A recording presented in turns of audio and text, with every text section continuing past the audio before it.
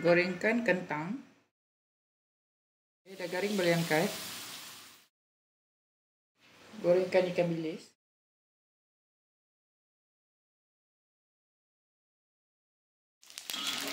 Bila dah garing, angkat.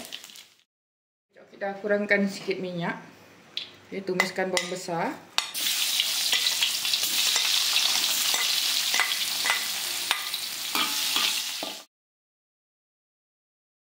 Masukkan cili pecah. Masukkan sos tiram. Masukkan sos cili Thai. Masukkan kicap manis.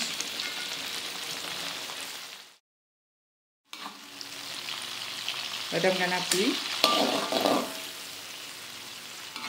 Bila kuah ni dah sejuk, boleh masukkan kentang dan ikan bilis goreng.